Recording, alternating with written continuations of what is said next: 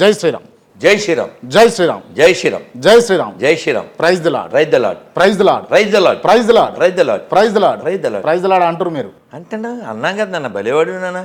ఇప్పుడేంది నువ్వు అసలు ఆ బిట్స్ చూడొచ్చు కదా, ఇప్పటికీ బోల్డ్ మందికి రైట్. కానీ జై శ్రీరామ్ అని క్రైస్తవులు ఎందుకు అంత హెజిటేట్ అనలేకపోతా ఉన్నారు?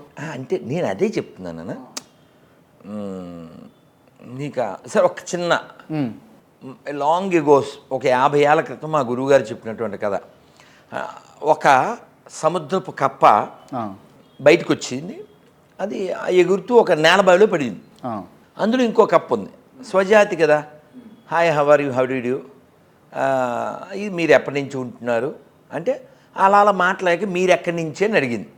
ఏదో ఈ నూతి కప్ప అయితే ఐఆమ్ ఫ్రమ్ అరేబియా అని చెప్పింది. అంటే ఎంత ఉండొచ్చు అంది. అది ఈ నూతి కప్ప. ఇట్స్ వెరీ వ్యాస్ట్, మనం దాన్ని ఎక్స్ప్లెయిన్ చేయలేము అంది. అంటే ఈ నూతి కప్ప ఇక్కడి నుంచి ఇక్కడికి ఎగిరి ఇంత ఉండొచ్చా అంది. సముద్రాన్ని ఎక్స్ప్లెయిన్ చేయలేము, చాలా పెద్దది అన్నది. ఇంకొంచెం ఎక్కువ ఎగిరింది, ఇంత ఉండొచ్చా అంది. ఈ కాంట్ ఇమేజ్ అంది. అలా ఇంకొంచెం ఎగిరింది. అసలు ఇలాంటి కోట్ల బావులు కలిపినా దాని ముందు చాలా చిన్నదే అంది. టాట్, నేను పుట్టినప్పటి నుంచి ఉన్నాను, ప్రపంచంలో ఎందుకంటే పెద్ద జలాశయం ఏముండదు అంది. ఎవరు? ఈ నూతి కప్ప. సో దిస్ నూతి కప్ప ఈజ్ కాల్డ్ గొర్రెల్స్.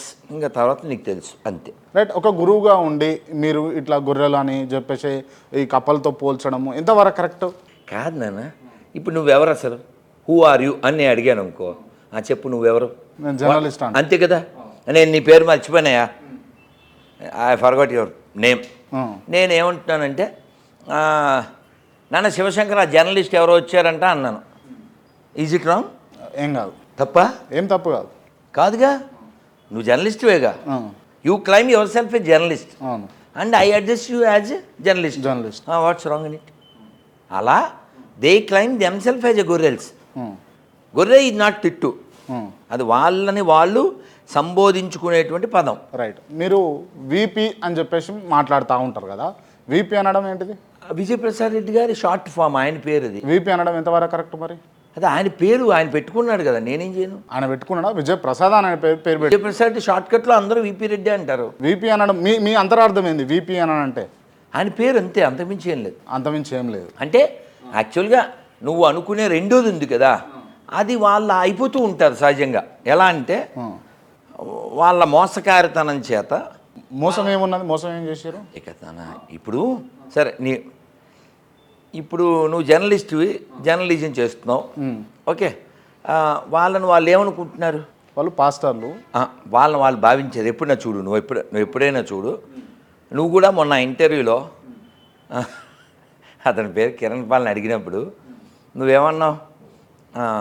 కన్యకి గర్భం వస్తుందా అని అడిగావు. అవును. అడిగితే మరి కన్యాసుతాయ నమః ఎందుకుంది అని అడుగుతాను. అవును. అది నువ్వు అనుకునే ఆ రెండో ఈపీకి సరిపోతుంది కదా. యాక్చువల్ నువ్వు అడిగిన దేనికి క్వశ్చన్ అడిగావు, అది ప్రాక్టికల్గా బయలాజికల్గా అది సాధ్యమా అని అడిగావు. దానికి ఆన్సర్ చెప్పాలి అతను. అది మానేసి అక్కడ ఏదో మంత్రం ఉన్నాడు, మంత్రానికి అతనికి సంబంధం లేదుగా. ఓకే. మళ్ళీ అతను దీని నుంచి ఎరువు తెచ్చుకుంటాడు, దాన్ని మళ్ళీ రిజెక్ట్ చేస్తుంటాడు. సో అందువల్ల నువ్వు చెప్పిన రెండో భావానికి సరిపోతారు. అది ఒక్కడికే కాదు, వీళ్ళందరికీ అప్లికబుల్. అంటే ఈ ఫైట్ లేకపోతే రాధా మనోహర్ దాస్ చేసేటటువంటి పోరాటం అంతా కూడా దేని గురించి అని అంటే, మన పూర్వీకులు చాలా గొప్పవాళ్ళు అనే విషయాన్ని మర్చిపోవద్దు, మన దేశం చాలా గొప్పదనే విషయాన్ని మర్చిపోవద్దు, మన ధర్మం చాలా గొప్పదనే విషయం మర్చిపోవద్దు, మన పూర్వీకులు చాలా చాలా తెలివైన వాళ్ళు అనే విషయం మర్చిపోవద్దు. మీరు విస్తృతంగా పరిశోధన చేయండి. కేవలం ఒక వ్యక్తి ఆధారంగా ఇంత గొప్ప ధర్మాన్ని కించపరచొద్దు. నువ్వే ఒక అయాన్ అనే ఒక పిచ్చోడిని ఇంటర్వ్యూ చేశావు. ఏమంటాడు? టాటా గారు నరకానికి వెళ్తారు అంటాడు. వాడు అలా ఎందుకు మాట్లాడు? ఆ పిచ్చి పుస్తకం ఎక్కబట్టే కదా. అప్పుడు టాటా గారు ఎవరికైనా అన్యాయం చేశాడా? చేయలేదు. ఎంతమందికి ఎన్ని దానాలు, ఎన్ని కోట్లు, వేల కోట్లు ఇచ్చారు ఆయన. అవును అని చెప్పాడు. పాకిస్తాన్కి మాత్రం నేను ఏదో ఆర్డర్ ఏదో ఇస్తే నేను చేయను, కావాలంటే నా వ్యాపారం పోయినా పర్లేదు, తాజ్ హోటల్ పోయినా పర్లేదు అని చెప్పాడు. అవును. ఆయన ఆస్తిలో సగం పైన దేశం కోసం ఆయన ఇస్తే, కరోనాలో బోల్డ్ ఇస్తే అలాంటి నరకానికి. నేను కరోనా టైంలోనే కదా మన ఎస్పి బాలసుబ్రహ్మణ్యం గారు పోయారు కదా, ఆ టైంలో ఒక అక్క ఫోన్ చేసింది. లలిత కోర్స్ గొర్రె. అమ్మ మరి ఆయన చనిపోయారు కదా ఎక్కడికి వెళ్తారని అడిగా. అసలు మొహమాటం లేకుండా ఆయన మా పాటలు కూడా కొన్ని పాడారు కాబట్టి ఇప్పుడు వెయిటింగ్ హాల్లో ఉంటారు వెయిటింగ్ హాల్లో ఉంటాడు. నాకు తెలియదు, ఆవిడని అడుగు. ఆ. నువ్వు గొర్రెలు అంటారని ఎందుకు అంటావు, ఆన్సర్ చెప్తేనే మళ్ళీ